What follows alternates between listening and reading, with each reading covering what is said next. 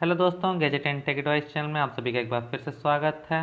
दोस्तों, लावा ने अपना नया बजट स्मार्टफोन लावा Z71 फाइनली इंडिया में लॉन्च कर दिया है। तो चलिए बात कर लेते हैं लावा Z71 के स्पेसिफिकेशंस के बारे में और आपको बताते हैं कि ये स्मार्टफोन आपको लेना चाहिए या नहीं।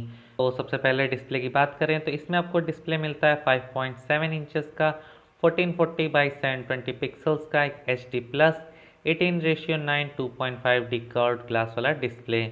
और इसमें ये एक डॉट नॉच डिस्प्ले है, तो देखा जाए तो ये काफ़ी अच्छी बात है, इस समय के ट्रेंड के हिसाब से है।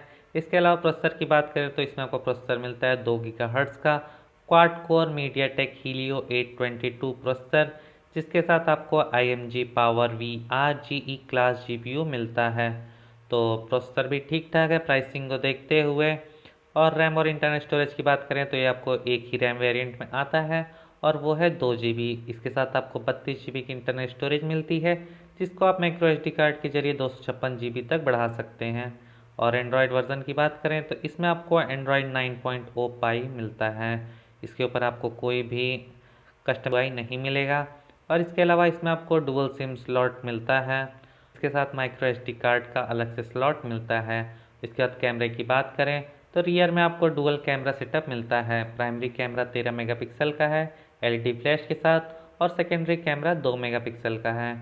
और फ्रंट की बात करें तो फ्रंट में भी आपको 5 मेगापिक्सल का कैमरा मिलता है LED फ्लैश के साथ, जो कि एक सॉफ्ट LED फ्लैश है ताकि आपकी सेल्फी सही आ सके। इसके अलावा इसमें आपको FM रेडियो भी मिलेगा और सिक्योरिटी के लिए इसमें आपको रियर में फिंगरप्रिंट सेंसर भी मिलेगा। तो प्राइसिंग को देखते हुए फिंगरप्रिंट सेंसर काफ़ी अच्छा कहा जा सकता है। इसके अलावा कनेक्टिविटी फीचर्स की बात करें तो इसमें आपको 4G VoLTE, Bluetooth 4.2, GPS glowness जैसे फीचर्स मिलते हैं। और बैटरी की बात करें तो बैटरी इसमें आपको मिलती है 3500 mAh की। और प्राइसिंग की बात करें तो इसकी प्राइसिंग रखी गई है 6299 रुपये। ये आपको 2 कलर वेरिएंट से मिलेगा, स्टील ब्लू और रेड कलर में।